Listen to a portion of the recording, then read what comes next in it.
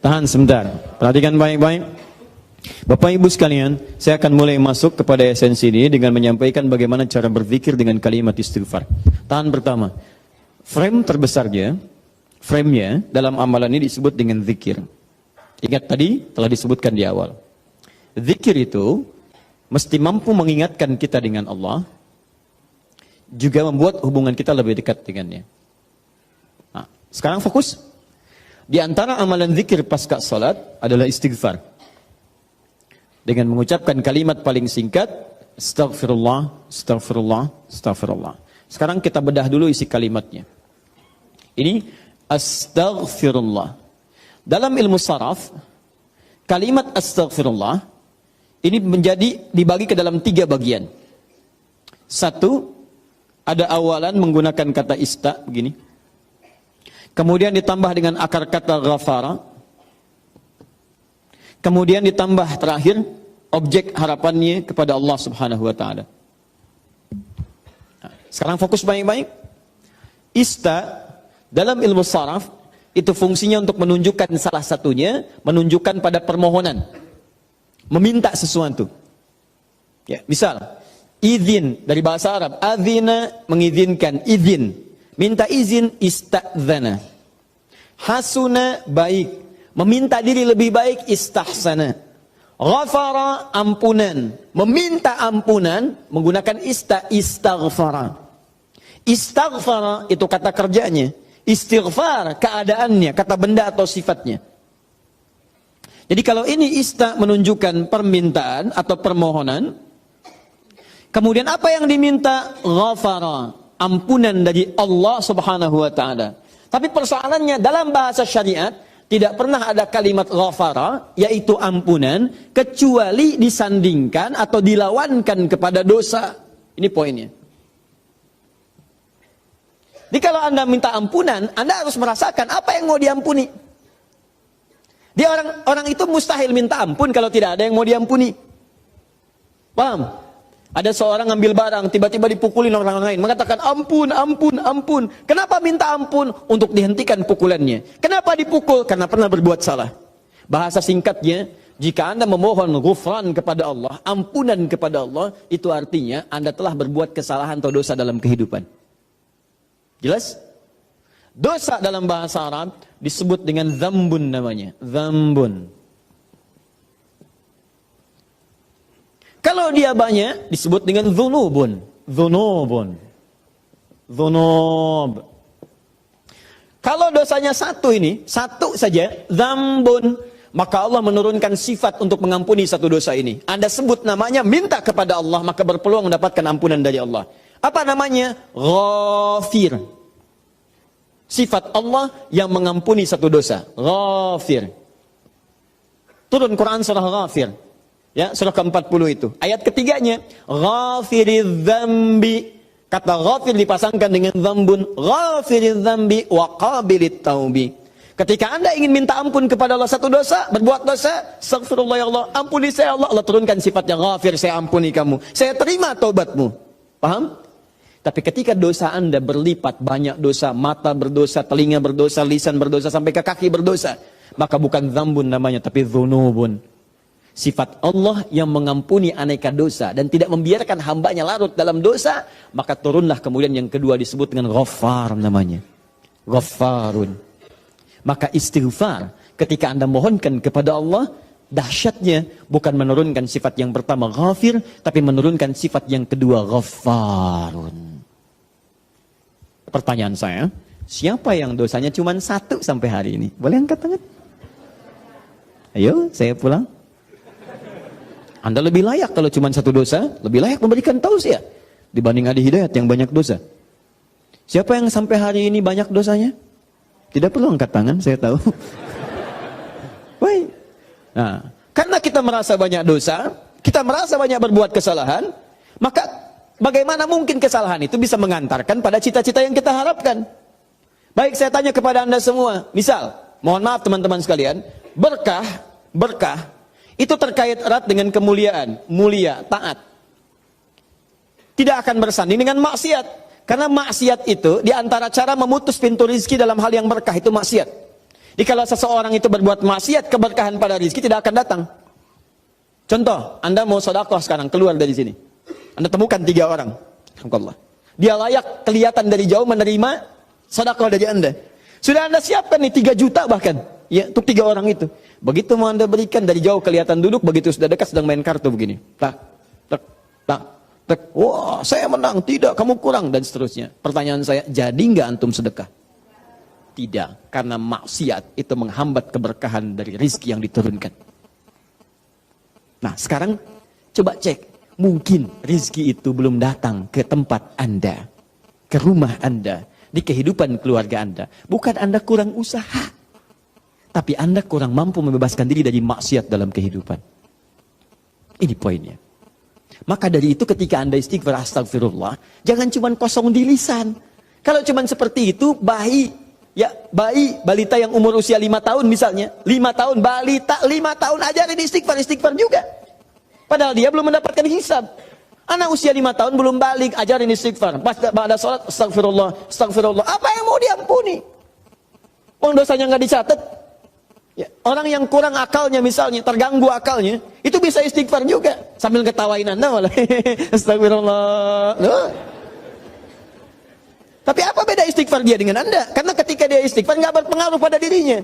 Karena diangkat penanya. Rufi'al qalam an thalathatin. Rufi'al qalam an thalathatin. Di antaranya anil majnuni hatta yufiqa. Dari orang terganggu syaraf sampai sadar lagi. Nah, kita yang sadar ini saat ini, maka ketika Anda mengucapkan kalimat astagfirullah, kata para ulama sambil diingat, itu Anda berbuat dosa apa sampai mengucapkan ini? Sampai minta ampun kepada Allah. Dosa apa yang diperbuat? Maka kalau ingin latihan, coba urutkan dosa dari ujung kepala sampai ujung kaki. Salat yang pertama subuh misalnya. Ya jangan terlalu banyak dulu untuk dosa mata misalnya astagfirullah. Ingat-ingat mata salah apa. Jangan-jangan setiap pandangan yang Anda lakukan itu belum melahirkan keberkahan.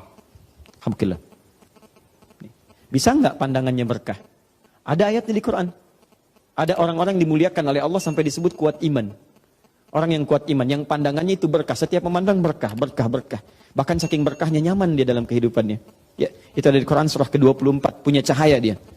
Ayat 30 sampai 31. 30 untuk laki-laki, 31 untuk perempuan. Wa qul lil mu'minina yaghuddu min absarihim. Katakan pada perempuan laki-laki beriman, setiap lelaki beriman, perhatikan, palingkan pandangannya dari yang tidak baik. Jadi kalau orang zikirnya benar, itu dia akan berpaling dari yang tidak baik. Otomatis Pak, Bu, otomatis. Bahkan yang mirip-mirip pun dengan apa yang ia punya, belum tentu kemudian ia pandang dengan berlama-lama. Ya, misal sendal nih, pulang dari sini, melihat sendal. Anda lupa dengan sendal Anda. Begitu Anda lupa, lihat sendal yang mirip dengan sendal Anda, itu nggak akan langsung ditunjuk. Kayaknya yang itu tuh Pak, yang itu Pak. Mana ini? Iya betul. Sebentar Pak, sebentar saya pastikan dulu. Barangkali bukan punya saya. Oh, memang bukan punya saya Pak yang ini. Terus punya Bapak yang mana? Oh, saya baru ingat kesini nggak pakai sendal Pak. Ya. Jadi teman-teman sekalian itu pandangan. Coba berapa kali dalam sehari memandang yang tidak benar? TV, handphone, gambar-gambar, itu kan? Dan seterusnya, baru keluar, memandang dengan cara yang tidak layak. Sama perempuan juga begitu. Bukan kayak 31 untuk perempuan. Wa qul lil mu'minati yaghdudna min absarihinna. Katakan pada perempuan-perempuan yang beriman. Awas hati-hati, perempuan-perempuan yang beriman. Artinya kalau pandangan nggak dijaga, menunjukkan imannya lemah. Ya. Berapa kali ibu banyak memandang hal-hal yang tidak benar? Ya, berapa kali pandangannya melahirkan nafsu? Pandangan di mall dibawa sampai ke rumah. Ya. Papa tahu nggak tadi itu ada tas bagus banget tuh, pandangan di mall. Dibawa ke rumah. Baik, nggak apa-apa mah, itu bagus. Tapi tas yang sekarang mengantarkan mama ke surga insya Allah. Baik. Tapi kan Pak kalau bawa tas itu ke surga lebih bagus lagi. Pokoknya ada aja lah. Udah sini. Nah jadi ketika Anda istighfar sambil diingat dosanya. Astagfirullah, mata. Terus masuk ke lisan, astagfirullah ya Allah. Mungkin dengan lisan ini, maaf orang tua saya pernah menangis. Dengan lisan ini pasangan saya pernah bersedih. Dengan lisan ini tetangga saya pernah kabur dari saya. Dengan lisan ini anak saya pernah menjerit. Dengan lisan ini ya Allah barangkali itu yang menghambat keberkahan dalam kehidupan saya. Astagfirullah. Setelah itu dosa Anda, setelah tuntas sampai dengan ujung kaki, dosa Anda pada orang tua. Suami kepada istri. Istri kepada suami. Bagaimana kadang-kadang tidak baik dalam kehidupan rumah tangga. Kepada anak-anak, kepada tetangga. Barangkali, mohon maaf, Hal-hal itu yang menghambat pintu kemuliaan dalam bahkan urusan dunia ini yang belum turun. Nah kalau sudah semua sekat dibuka, semua akan turun. Masih ingat tadi? Lihat di Quran surah 3 ayat 133. Teman-teman masih ingat tidak? Surga yang ahli istighfar ini disediakan untuk orang apa? Takwa kan? Jadi kalimat takwa ketika disebutkan di ayat ini, uiddat lil muttaqin, disediakan bagi orang takwa. Bukankah dimulai awal dengan istighfar? Sekarang saya tunjukkan kepada Anda, kita buat persamaan. Lihat sini, kita buat persamaan. Istighfar adalah sama dengan amalan ahli takwa. Takwa bisa mengantarkan ke surga. Tapi Anda jangan lupakan bahwa takwa pun membuka semua pintu keberkahan urusan dunia dari langit dan bumi. Takwa persamaannya berkah langit dan bumi. Dari mana mendapatkan persamaan ini? Di Quran surah ke-7, teman-teman sekalian, ayat 96. Walau anna ahlal qura amanu wattaqau la fatahna 'alaihim barakatin minas sama'i wal ardh. Kalaulah kemudian ada orang-orang beriman, ahli takwa, bertakwa kepada Allah, bahkan satu komplek bertakwa, satu kampung bertakwa, kami buka semua pintu keberkahan di langit dan di bumi. Semua pintu keberkahan. Jadi kalau Allah sudah buka dari manapun dan dimanapun Anda beraktivitas, akan mudah dan nyaman Anda beraktivitas. Di rumah pintu berkah dibuka, nyaman. Di kantor dibuka, nyaman. Di kehidupan sosial dibuka, nyaman. Jadi kalau orang rajin istighfar, astagfirullah, astagfirullah, astagfirullah, maka Masya Allah, dahsyat sekali hasilnya. Jelas? Halo? Jadi caranya yang pertama, awas ini, kalimat ghafar, rinci dulu. Rinci dosa-dosanya, begitu istighfar, rinci astagfirullah, astagfirullah, astagfirullah, astagfirullah. Jelas? Baik, kalau sudah nyaman dengan ini, perhatikan baik-baik. Ini ada turunan-turunannya di sini. Di antara turunannya tadi ada curah hujan yang lebat, ya. Nah, maka kalau misalnya di tempat Anda hujan sedang kering, ya, ada kekeringan, jarang turun hujan, coba dicek dulu. Barangkali hujan belum turun di tempat Anda, bukan karena curahnya aja yang belum datang. Barangkali curah maksiatnya kebanyakan. Ya, sehingga itu harus dibuka dulu, buka, lempar sehingga keberkahan turun. Maka amalan pertama kata para ulama yang dilakukan adalah coba satu kompleks, satu kampung istighfar dulu pada Allah. Istighfar, istighfar, istighfar, istighfar, lalu minta kepada Allah dengan kemuliaan, tunaikan salat istisqa, maka turun hujan pada saat itu. Ini poin ini. Demikian yang lainnya. Di satu, cara beristighfar dengan cara mengingat dosa kita di hadapan Allah Subhanahu wa ta'ala. Dua, tahan sebentar. Istighfar juga mampu menghadirkan cinta Allah Subhanahu wa ta'ala. Mampu menghadirkan cinta Allah Subhanahu wa ta'ala. Nanti begitu saya minta dihapus, ini akan dihapus, jadi nanti akan diteruskan pada beberapa yang lain. Sudah dipahami tadi? Jadi boleh dihapus ya? Baik. Jazakallah khair. Kalau tidak saya istighfar nanti. Ya. Dua, istighfar bisa menghadirkan cinta Allah Subhanahu wa ta'ala. Dalilnya Quran surah ketiga ayat 31.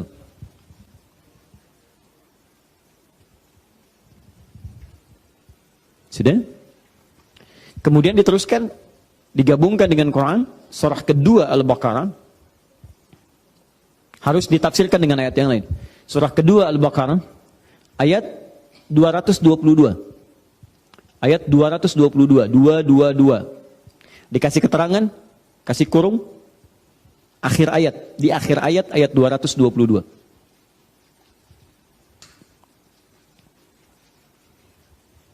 Dan satu lagi, Quran surah ke-40, ayat ketiga. Ghafir, ayat ketiga. Perhatikan, saya bikin persamaan ya, ini tidak mudah persamaan ya. Perhatikan baik-baik. Di Quran surah Ghafir, ayat yang ketiga, Allah mengatakan, lihat kalimatnya, ghafiridz dzambi wa qabilit taubi.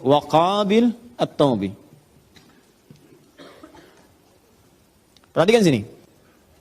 Ghafiridz dzambi, Allah yang mengampuni dosa. Oke? Cara ampunannya adalah dengan mengatakan istighfar. Astaghfirullah. Astaghfirullah. Fokus. Kalau seseorang kemudian memintakan ini, maka selanjutnya waqabilit taubi, maka diterima oleh Allah taubatnya. Artinya orang yang beristighfar, istighfar yang benar adalah dengan menghadirkan taubat kepada Allah Subhanahu wa taala. Taubat, persamaan istighfar adalah taubat. Maka kalau benar istighfarnya, diterima oleh Allah taubatnya. Fokus. Di ketika Anda istighfar, ini rumus Quran, begitu istighfar, tadi saya katakan di awal, sambil taubat, ingat dosanya. Taubat itu kan 3 ya. 3 cara utamanya. Mengakui dosa, 2 menyesali dosa, ketiga berjanji untuk tidak mengulangi lagi. Mengakui, menyesali, berjanji tidak mengulangi. Jadi kalau Anda misalnya bertobat dengan lisan saat istighfar, astagfirullah, astagfirullah, ingat lisan Anda, akui kapan banyak berbuat salah, sesali, setelah itu janji kepada Allah, lisan ini tidak akan lagi berkata seperti itu, tidak gibah lagi, tidak mencela lagi, tidak menggunjing lagi dan sebagainya. Tutup, selesai. Episodenya berlalu, Anda kemudian ralat, Anda edit film Anda di akhirat nanti ketika ditampilkan dan ganti dengan aluran yang terbaik. Paham? Tutup. Ketika Anda melakukan itu yang disebut dengan taubat, maka Allah terima taubatnya. Istighfar yang tanpa taubat itu hanya akan jadi lip service saja. Di lisan, astagfirullah, astagfirullah, astagfirullah, tapi tidak ada pengakuan, penyesalan dan janji untuk merubah dengan lebih baik. Teruskan. Nah, sekarang perhatikan. Ketika Allah menyebut istighfar dengan taubat, maka turunlah kemudian kaidah taubat di dalam Quran surah kedua Al-Baqarah di akhir ayat 222. Orang yang sekali taubat, nih waqabilit taubi, taubat. Orang yang taubat sekali disebut dengan taib namanya. Taibun, taib. Ahmad taib, Ahmad yang sekali taubat. Misal kan? Tapi kalau berkali-kali taubat, taubat lagi, taubat lagi, taubat lagi, ya, taubat lagi, taubat lagi, taubat lagi, dosa taubat lagi, dosa taubat lagi. Yang dimaksud dia tidak putus dari salah. Jadi sering bertobat, sering bertobat. Bagaimana cara taubatnya? Balik ke sini istighfar. Ya, berpikir begini, astagfirullah. Lihat begini, astagfirullah. Berbicara mendengar sesuatu, orang lain bicara buruk, padahal dia tidak mengucapkan. Cuman karena dengar yang tidak baik, merasa telinganya salah. Astagfirullah. Sering begitu. Jalan di mobil, istighfar, astagfirullah, astagfirullah, astagfirullah. Berubah kalimatnya dari taib jadi tawwab. Tawwabun. Tawwab. Kalau orangnya bukan satu, suaminya tawwab, istrinya tawwab, anaknya tawwab, sekeluarga tawwab, senang istighfar, senang bertaubat, senang memelihara diri. Masya Allah. Maka berubah kalimatnya dari tawwab jadi tawwabin. Tawabin. Masya Allah. Perhatikan, ketika Anda menjadi bagian dari tawabin, maka muncullah kemudian cinta Allah Subhanahu wa ta'ala. Baca ujung ayatnya, ayat 222, baca ujungnya. Innallaha yuhibbut tawabin. Sungguh Allah mencintai orang yang senang bertobat kepadanya. Jadi nanti kalau udah jadi ahli istighfar, Bapak Ibu sekalian, itu otomatis refleks. Kadang Anda tidak salah barangkali, tapi karena hatinya sangat peka, yang salah orang karena Anda seakan-akan terlibat dalam kesalahan itu, Anda langsung istighfar. Misal, yang menggunjing orang lain, ya gibah terdengar oleh Anda. Yang gibah sebetulnya orang itu, cuman telinga Anda ya terpaksa mendengar itu karena mungkin lewat dan sebagainya. Padahal yang gibah dia, tapi Anda kok merasa kayak telinga saya salah nih. Kok hari ini malah dengar ini, astagfirullah, astagfirullah, astagfirullah. Sedang lihat TV, tiba-tiba iklan. Iklannya menampakkan sesuatu yang tidak tepat misalnya. Iklan shampoo, ya, yang nampak malah rambutnya. Padahal kan kalau shampoo yang iklan shampoo-nya, yang ini malah rambutnya. Yang rambut bukan mahram Anda misalnya. Begitu melihat itu, otomatis di sana berkata astagfirullah. Lalu mata berpaling, ghadul basar. Ya, palingkan atau ganti channelnya, tak seketika. Ya, dan itu cepat, tidak ada sesuatu yang lambat. Astagfirullah, astagfirullah, astagfirullah. Tidak. Jelas ya? Jadi orang yang seperti ini naik status dari taib jadi tawab, dan itu enak. Kalau sudah terbiasa enak. Astagfirullah, astagfirullah, astagfirullah, astagfirullah. Kadang-kadang jalan astagfirullah. Kadang-kadang mikir lagi kemarin saya salah, astagfirullah. Istighfar, istighfar. Tawab, dicintai Anda oleh Allah. Kalau Anda sudah begitu, berarti Anda sebagai pribadi yang sedang dicintai oleh Allah Subhanahu wa ta'ala. Dan berita baiknya, kalau hamba sudah dicintai oleh Allah, maka dia akan dijaga dari perbuatan dosa sampai kembali pada Allah Subhanahu wa ta'ala.